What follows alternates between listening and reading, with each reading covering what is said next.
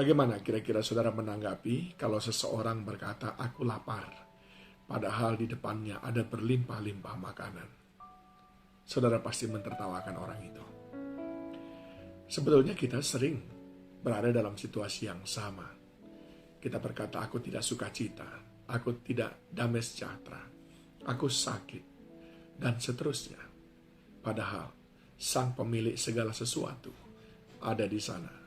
Nah, ini kita bisa belajar dari Lukas pasal yang ke-18 ayat 35 sampai dengan 43 yang menceritakan tentang seorang buta di Yeriko disembuhkan oleh Tuhan Yesus. Saya bacakan beberapa ayat. Waktu Yesus hampir tiba di Yeriko, ada seorang buta yang duduk di pinggir jalan dan mengemis. Waktu orang itu mendengar orang banyak lewat, ia bertanya, "Apa itu?" Kata orang kepadanya, "Yesus orang Nazaret lewat." Lalu ia berseru, "Yesus anak Daud, kasihanilah aku." Maka mereka yang berjalan di depan menegur dia supaya ia diam. Namun semakin keras ia berseru, "Anak Daud, kasihanilah aku." Lalu Yesus berhenti dan menyuruh bawa orang itu kepadanya. Dan ketika ia telah berada di tempatnya, Yesus bertanya kepadanya, "Apa yang kau kehendaki supaya aku perbuat bagimu?" Jawab orang itu, "Tuhan, supaya aku dapat melihat." Lalu kata Yesus kepadanya, Melihatlah engkau, imanmu telah menyelamatkan engkau." Dan seketika itu juga melihatlah ia, lalu mengikuti dia sambil memuliakan Allah. Seluruh rakyat melihat hal itu dan memuji-muji Allah.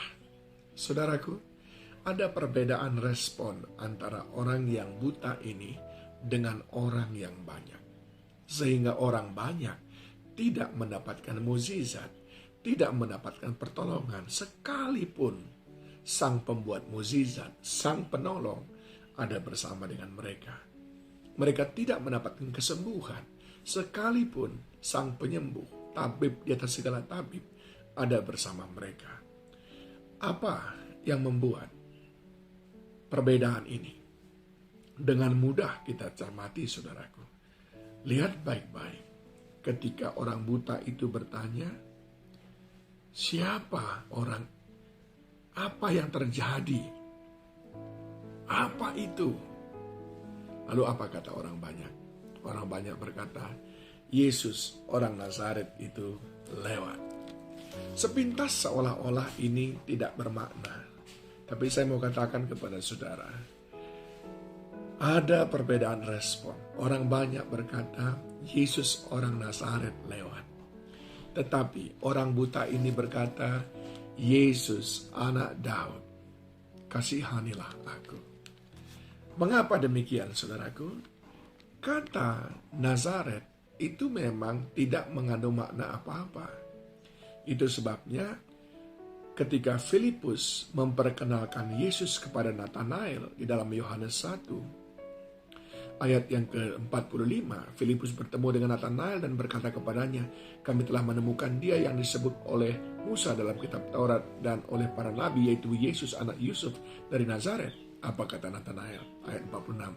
Kata Natanael kepadanya, "Mungkinkah sesuatu yang baik datang dari Nazaret?"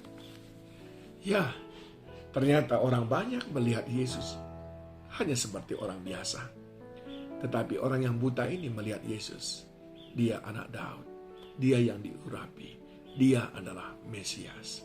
Siapa Yesus bagi saudara sangat menentukan. Akankah saudara beriman kepadanya bahwa dia adalah jawaban atas segala pergumulan saudara? Siapa Yesus bagi saudara akan menentukan apakah saudara akan menerima kuasa mukjizatnya. Yang kedua, saudaraku, yang membedakan adalah orang banyak itu ketika Yesus melihat, ketika Yesus lewat, mereka hanya melihat. Tetapi apa yang dilakukan oleh orang buta ini? Dia berseru. Bahkan dikatakan dia berseru semakin keras ketika orang itu melarangnya.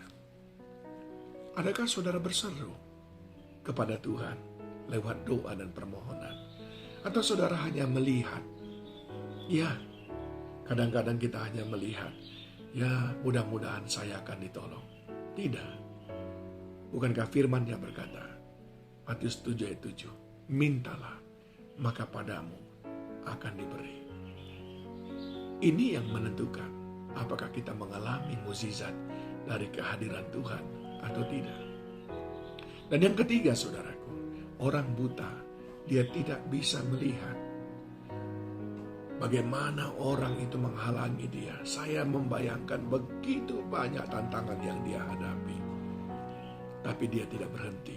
Tantangan yang pertama, orang menyuruh dia diam. Tantangan yang kedua, dia tidak melihat di mana Yesus, berapa dia jarak dia antara dia dengan Yesus. Dia tidak bisa melihat. Tapi dia tetap berseru. Dia tidak takut, bahkan tidak abai. Dia mengabaikan, maksud saya, segala tantangan-rintangan itu. Dia tidak ambil pusing. Orang bilang, diam, jangan ribut. Dia tetap berseru kepada Tuhan. Sementara ada orang yang sedikit saja tantangan, hujan sedikit tidak beribadah, capek sedikit tidak berdoa. Ini menentukan apakah kita mengalami mukjizat atau tidak. Apakah kita memiliki daya tahan dalam mengikut Tuhan. Yang pertama tadi apa? Pengenalan kita akan Dia.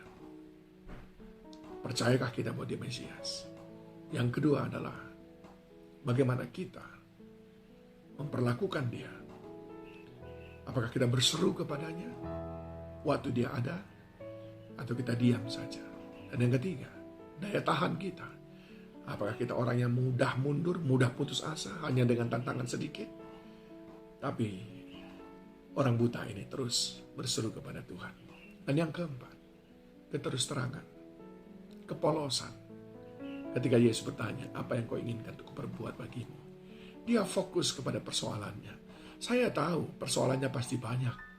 Buktinya, dia adalah peminta-minta. Dia tidak berkata, berilah aku uang. Tidakkah kau lihat aku minta-minta? Tidak. Dia terus terang, aku buta. Itu yang kubutuhkan sekarang, paling kubutuhkan sekarang adalah kau menyembuhkan aku. Karena kalau kau menyembuhkan aku akan bisa bekerja. Saudara minta berkat atau minta saudara dipulihkan? Saudara minta uang, minta harta, atau minta supaya saudara sehat, jasmani dan rohani? Pelajaran penting dari orang yang sangat-sangat sederhana, peminta-minta dan buta. Kita harus belajar dari dia, saudaraku. Kiranya kita pun semuanya mendapatkan mukjizat dari Tuhan. Tuhan Yesus memberkati.